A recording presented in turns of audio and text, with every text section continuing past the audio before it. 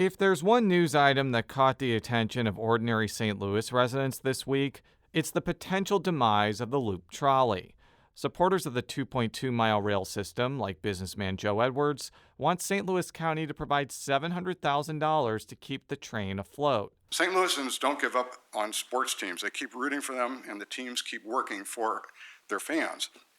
It's like this project is kind of on this 2-yard line, about to go in the end zone, but should we just walk away? Let's just say that the $700,000 request got a frosty reception from county politicians, like County Council Presiding Chairman Ernie Trachis. Before we get to a want, like this trolley, let's take care of the needs we have first. On this edition of Politically Speaking, St. Louis Public Radio's Julie O'Donoghue and Jaclyn Driscoll join me to talk about the Loop Trolley's woes and other news items that made an impact in Missouri this week. This is the Politically Speaking podcast, the definitive show about Missouri politics. It's a little complicated in Bolivar because there is a Parsons family there. But we also knew that it was important to make sure that we got to where we needed to go. You know, if you walk in a room and you're getting ready to make a decision and everybody in the room looks like you need to stop. And right now what happens in the United States Senate is as critical as anywhere else in the country. I really want the state to succeed. Well, we want everybody to know that we're all working together. I just worked hard to try to build my name where I didn't have the money. Hello, welcome to Politically Speaking. I'm your host, Julie O'Donoghue, and I'm here with my co-host, Jason Rosenbaum. And our other co-host in Jefferson City, Jaclyn Driscoll. We're here to talk about the news stories of the week. A little bit later in the program, we're going to be talking to Jaclyn about a story she put together on untested rape kits in Missouri. But for now, we're going to hit some of the highlights of other news stories this week. So, Jason, first I want to talk about the controversy over the Delmar Loop Trolley and its funding.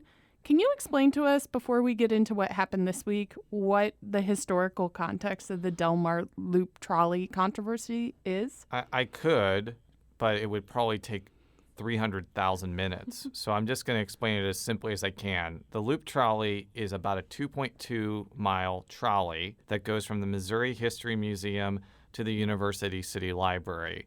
And long story short, the people behind the Loop Trolley came to the St. Louis County Council and asked for $700,000. $200,000 of that money would keep the trolley running through the end of the year. $500,000 of it would keep it operating in 2020. And needless to say, the reaction to this hasn't been very positive from policymakers. I'm going to play a clip now from St. Louis County Executive Sam Page of him reacting to this request. The trolley has to be more than an expensive novelty. Our region needs transit, but it doesn't need a $52 million rolling comedy club. That is not a sustainable vision, and there's one thing for certain: status quo isn't working. The county council is not going to allocate this money. None of the 3 Republicans support this, and none of the 4 Democrats are very enthusiastic about this request. So that leaves trolley fans with either the city of St. Louis providing the money, which I also think is going to be a difficult sell, trying to get more private sector money, which I think is going to be a difficult sell. The future of this endeavor is definitely in doubt. So why do you think people care so much about this trolley? I mean, it seems to be creating a lot of outrage across the region. It definitely seems to be a symbol in my mind for something else, maybe?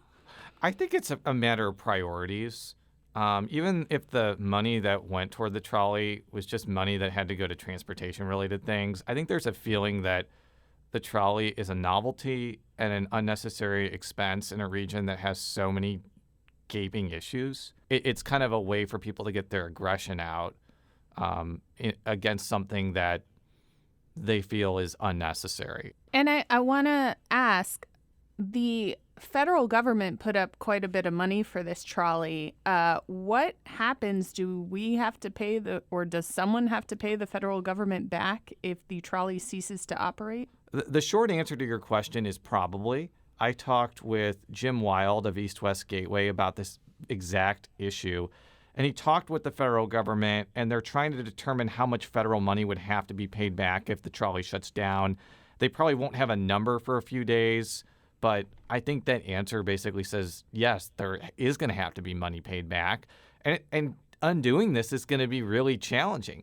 If you go to Del Mar in the Loop, there's been a lot of physical changes made to the roads and to accommodate this trolley, and just tearing it up and repaving it is not going to be easy, and it's going to cost a lot of money. My only comment, as someone who hasn't been following this very closely, certainly not as closely as Jason, I've seen a lot of comments about how they should use private funding to support the trolley. I would say having grown up in a city with a pretty robust public transit system, there's always this thought that private funding can support public transit, and it rarely works out that way. So I'm a little skeptical of the idea that even if you found someone to put up the money, that would be a long-term solution. So why don't we move on to our next topic? The Kansas City Star and the St. Louis Post-Dispatch reported this week that there is a bit of a kerfuffle over whether the Governor Parsons' campaign manager, Steele Shippey, will be required to, submit himself to a deposition over the licensing of Planned Parenthood in Missouri, the only place in Missouri that provides abortions. The rub is essentially that Steele Shippey was intimately involved in conversations to maybe not renew the license of the Planned Parenthood facility in St. Louis when he was working for the governor in his communications office in Jefferson City. So, Jaclyn, why should we care about this story? Well, I think it's important personally because it appears, based off of the reporting done by the Kansas City Star and the St. Louis Post-Dispatch, he was very closely involved. He was editing documents through Google Docs that pointed out some of the deficiencies of Planned Parenthood that eventually were supposed to be the reason why Planned Parenthood's license was no longer issued. So it's a little bit concerning because he did work for the governor's communications team, and it makes it look like a political move. I think there's a lot of abortion issues going on, so I want to clarify. This is not about the legislation related to abortion.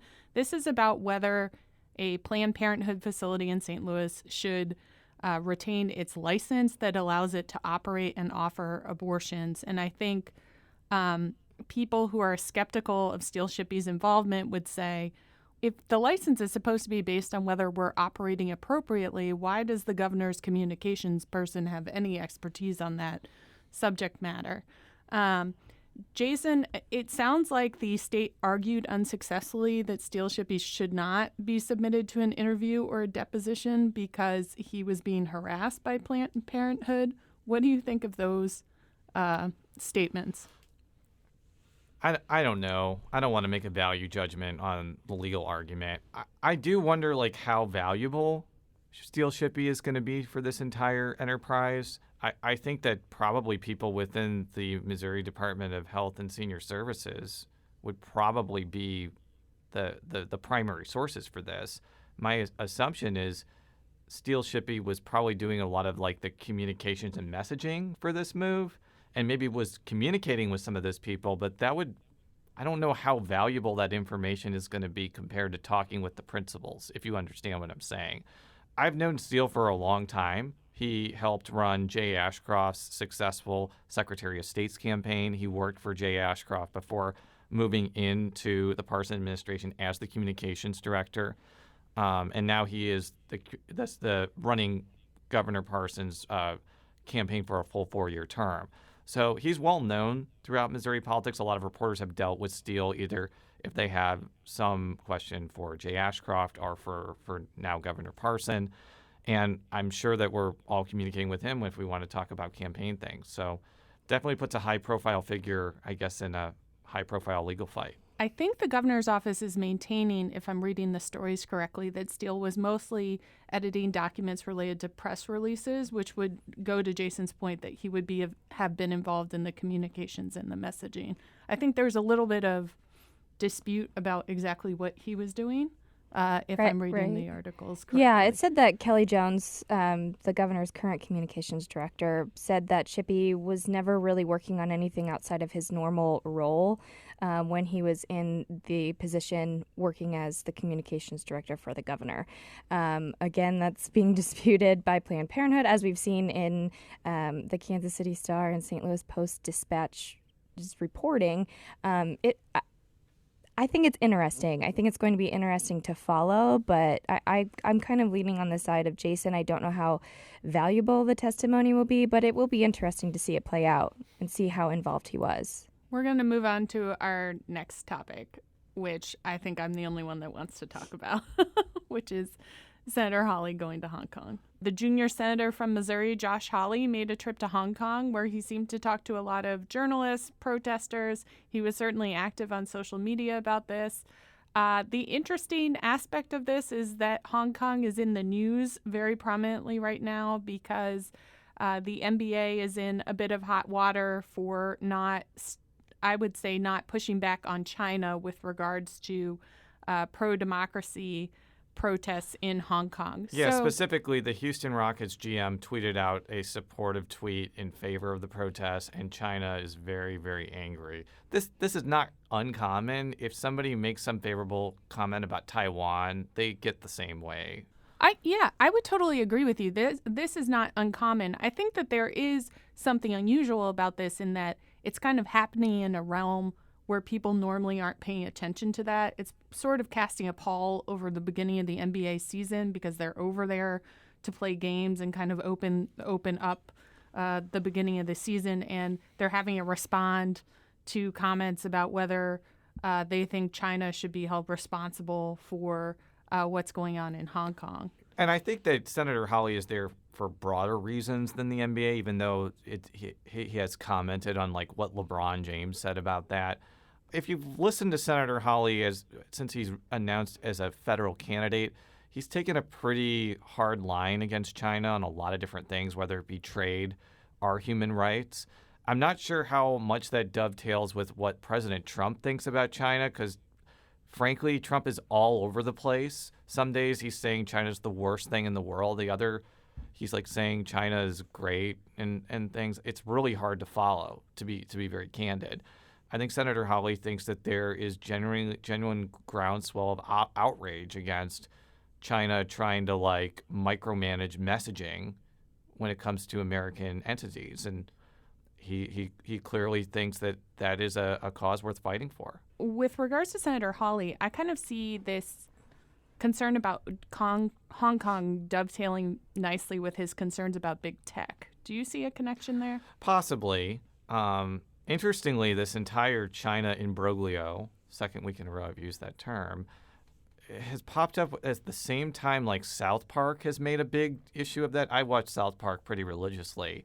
And before this NBA thing happened, they were doing an entire arc about how entertainment companies are constantly sucking up to China and censoring themselves in order to make a lot of money there. And this has been a question that businesses and politicians have made, again, for decades, about whether the cost of angering China and offending them is worth it when the economic opportunity is so vast. And honestly, I think the consensus of a lot of politicians and businesses have said, yes, it is worth it. I think a lot of entities have said, yeah, we will kowtow to China because there's 1 billion people there and we could make untold amount of money there.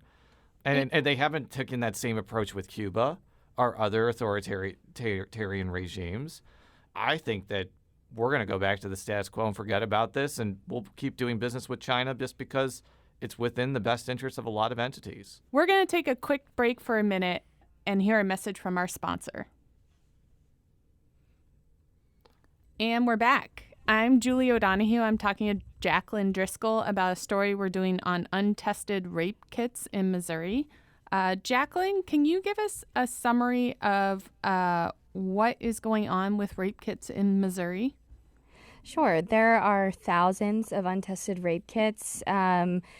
Speaking with Attorney General Eric Schmidt, there was a voluntary survey that went out a few years ago That ended up turning up close to 5,500 untested rape kits, but after they looked into that survey, they realized that probably less than half of the required agencies actually responded. So it's probably more around 10,000 untested rape kits, and they're just sitting on evidence shelves in police departments.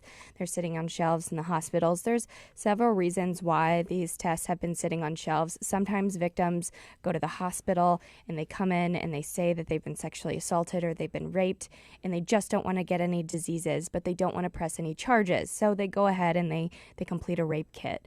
And because of HIPAA, the hospitals are required to keep those kits. So that is some of the reason. But there's also several other reasons. Sometimes police officers don't believe the victims, so they don't submit the tests for DNA evidence. So a lot of them are just sitting there waiting. We have no idea really how many there are. So Attorney General Eric Schmidt, he has a grant that former Attorney General Josh Hawley actually received to kind of create this team to go around the state of Missouri and getting an actual inventory of these kits. And that's just step one. It's been several months. They're almost complete. They're expected to be done by the end of this month, essentially just counting how many kits are untested in the state. That's just the first step.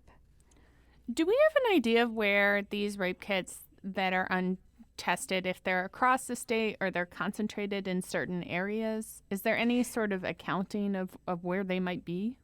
They didn't give me specifics from each quadrant, really. Not quadrant. That would imply that there's only 4, but they did separate the state into different sections, right? And so that's how the team kind of began their inventory, and they worked through different sections of the state. There are untested rape kits everywhere throughout the state. Obviously, the bigger cities, they're working in the St. Louis metropolis area right now. The bigger cities have more. It's taking longer because they have, bigger hospitals, bigger police departments, but they are all over the state. Why did you decide to pursue this story? How did you find the story, and what drew you to it? Well, this was something that I spoke about with Attorney General Eric Schmidt's office. This is one of his main initiatives. They call it the Safe Kits Initiative. And as soon as I heard that there were just thousands upon thousands of untested kits, that's what sparked my interest. I know that this is not unique to Missouri. There are states across the country that have untested kits, but there are also states across the country that have online database systems that they can use to track where these kits are at. They can use to cross-compare DNA samples to hopefully put serial rapists or repeated sexual offenders in prison behind bars, and Missouri doesn't have that yet. Luckily, the Attorney General is working on that. Obviously, we are only through the inventory process, just wrapping up on that. But the next phase will be creating that online database system where not only medical professionals and police officers can have access to it, but victims can too. The victim that I spoke with for this story, Taylor Hirth, who did agree to be identified, after her kit was submitted and she gave her statement, she didn't get any information. Anytime she wanted any information on her rape kit or the case, she had to initiate that call. And this online database is something that victims can go to. They can see where the kit is, if it's been tested, possibly when it's going to be tested. They don't have the exact details yet, but it's at least something for these victims who are trying to move on with their life, and maybe a piece of justice may help do that. This is a way to get that going. I don't think a lot of people understand what goes through, what a woman or a man goes through when they're collecting evidence for a rape kit. Can you explain what you know about that process? Sure. It's incredibly detailed. It's incredibly invasive. I spoke to a sexual assault nurse examiner, as I've mentioned several times, and she basically walked me through the entire kit. It took just our interview. We weren't actually going through step by step, but just our interview took about an hour and a half just so she could walk me through all of the important parts. The first item that typically nurses like to do in the beginning is the interview process, and oftentimes they like to have a police officer in the room just so the victim doesn't have to give their statement multiple times, because as people know, reliving that experience can be very traumatizing. So they only want to have to do it once. But that interview process is incredibly invasive, as I mentioned. It does not just focus on the assault, because if that victim were to have had consensual sex prior, there may be additional DNA that is found, and the nurses need to know about that. They need to know what of this DNA is considered to be the rapist's DNA and what might be considered the consensual sex DNA, and not just when you've had sex, but what kind of sex. This was a piece that I included in my story about, was it vaginal sex? Was it oral sex? It's incredibly invasive. This is your private life, and you have to give all that information. And the physical exam is not easier. They have to look at every crevice of your body. It can feel like you're under a microscope. Oftentimes they use an alternate light source to shine lights on some of your most private parts to look for saliva, look for seminal fluid, anywhere that DNA may be. So it's very difficult. The sexual assault nurse examiner that I spoke with, she made it seem pretty routine because she's done it for decades, but it's not lost on her that this is sometimes this is something that's very hard for victims and survivors. I understand what you're saying about why some rape kits go untested. I was curious about whether you got any indication whether financial issues are ever at play here. Like, do rape kits go untested because people don't want to pay to have them tested? Did anyone bring that up? That was a question that I asked. Was it manpower? Was it resources? And they skirted that question. Right? It was never fully answered. It does cost money to get sent to the labs. And that's why if, the victim doesn't want it tested, obviously for his wishes, they're not going to get it tested. But it does cost money. So if the DNA kit may not provide the evidence that's needed, why use those resources if they can prosecute in other ways? That was obviously a question that I had because law enforcement specifically is always saying that they're strapped for cash. They don't have a lot of the resources that they do need. But it was never a question that I got fully answered. The part of the grant that the Attorney General's office has now, they will have some funding to test some of those kits. I think right now it's about only 1,400 of those kits they can pay to have tested. So they will need additional funds if they plan to get some tested, more than those 1,400 kits rather. So it is cost restrictive. Before we wrap up, are there any things that you hope people take away from your story when they hear it or read it? Sure. I think the most important part as I was putting this story together is, although my survivor, Taylor Hirth, did get justice because of her DNA kit, because her kit got tested, her rapists are now behind bars because they felt emboldened to rape again and it was a hit somewhere else. So they put those rapists behind bars. But this is far from over. This is not the case for all victims. Some of those rape kits that are sitting on shelves, have been there for decades, are now outside of the statute of limitations. So those victims will never even receive the opportunity to have justice served. This is not a happy story. Yes, Missouri is taking steps to make sure that this never happens again. And I don't want to end on a sad note, but this is something that states, Missouri included, need to implement the systems to make sure that victims' rape kits, who they want to get tested, they go through this horrible and invasive process of getting this DNA collected, and it sits on a shelf. It's so hard to talk to survivors that this has happened to. So I'm very glad that the attorney's office is taking the steps to make sure that they can clear out this backlog, but this is something that the media, victims advocates, and survivors themselves needs to make sure that this never happens again. Okay, thanks so much, Jaclyn. You can read and listen to Jaclyn's story at stlpublicradio.org. It aired on Wednesday.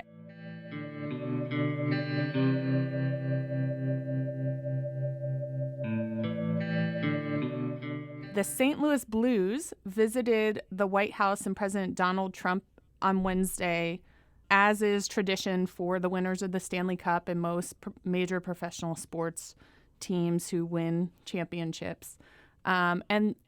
This is a conversation that's come up basically since President Trump has been in office, but there was a bit of a conversation about whether all the players were going to go, who was going to go. In this case, I think everyone went. And what I noticed was that there were a lot of Missouri politicians there, but not a lot of Democratic politicians. It's not surprising that Lacey Clay, who is the congressman that represents the area where the Scott Trade Center is, wasn't there since he's called for President Trump to be impeached. Like, it would look kind of weird if, like, he said that and was then standing next to Trump next to Stanley Cup. But it did make for some entertaining fodder between President Trump and Congressman Billy Long of Springfield. Auction off the Stanley Cup. And he didn't know I was going to. You won't believe this, Sal. And I've never been to auction school either, so. I'm going to buy the Stanley Cup. All right, going to buy the Stanley Cup here. Hey, and who get 25? Would you get $30,000? How about a 30? 35, 40. You want to buy 45, 45, 50. How about a $50,000 now? 5 would buy 60. Now 5, 65. Get that satisfied look off your face. You're out. 65, 70. I have sold at $65,000. By the way, Congressman Long was an auctioneer before he was a congressman. I don't know. I wanted to mention that, but I think probably our listeners could figure that out from that clip. I had not heard that. That is amazing. Yeah, he's done that a lot. And after he did that, he had the president sign his tie, and he's going to auction the tie off to benefit St. Jude. Whether sports teams are going to visit a particular president has been an issue for several years. There is an American ice hockey goalie that played for the Boston Bruins who did not visit the White House when the Boston Bruins won the Stanley Cup because he didn't agree with or like President Obama. So this has been a long-standing issue, but it's kind of heightened and become something that people speculate more about since President Trump's come to office. But this all brings us to, I wanted to talk to Jaclyn and Jason about their favorite moments in intersections of politics and sports. Well, when you asked this question, I originally was going to talk about Brock Olivo, who is the Mizzou football running back who made an ill-fated bid for Congress. But I talked about that last week, so I feel like I can't be redundant. My favorite interaction between politics and sports in recent memory was the entire situation of the Rams leaving St. Louis for Los Angeles and the bid to try and get a new stadium in St. Louis. And the reason I'm bringing this up is because then Governor Nixon was trying to get bonds approved on a state level without the legislature actually voting on them. And it led to this legendary exchange between myself and the governor. They may be trying to do this to bring you to the table, but isn't that significant enough opposition to give you pause about whether doing it by fiat is workable? Well, first of all, I don't know what this term you're making up as far as doing it by some sort of French car it has got to do with what we're talking about. This is a very open process. Issuing the bonds without a legislative or popular vote. By the way, Fiat is not a French car. It's an Italian car. And I played that clip to Governor Nixon last year, and he gracefully acknowledged that point. Well, I feel like this is an easy one, but the whole, I think it was last year, my years are blurring together, when the NFL players were taking the knee or not coming out during the national anthem. I know that that's not a particular positive event that took place because a lot of people felt very disrespected by it, thought that several people were disrespecting our flag or our veterans. But I just really enjoyed the spirit of how several of the NFL players came together and stood for a cause that they believed in. I just thought it was, I don't know, it was kind of inspiring to take their opportunity in the spotlight to shine light on a bigger cause that they actually believed in. Whether everyone believed in it or not, it just felt a little unifying rather than, the smack talk that you see on the field. So my favorite moment is from 1998, the Nagano, Japan Winter Olympics. It was an earlier round of the ice hockey competition in which the Czech Republic played Russia to advance. And I remember this game pretty vividly because it included both Dominik Hasek and Jaromír Jágr playing for the Czech Republic. And the Czech Republic won, and it was like quite a moment. So that's what I remember. If you have a chance, go back and read about it. It's pretty unbelievable. That wraps it up for this episode of Politically Speaking. Fred Ehrlich is our politics editor, Shula Newman is our executive editor, and John Larson is our sound engineer. I'm Julie O'Donoghue. You can reach me on Twitter at JSO'Donoghue. Jason? Jay Rosenbaum. And where can we find you, Jaclyn? Driscoll, NPR. And you can find our stories at stlpublicradio.org. Thanks so much.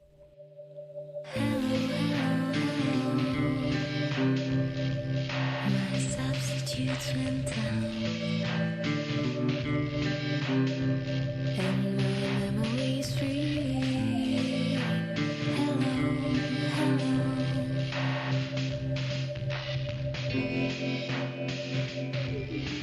hello.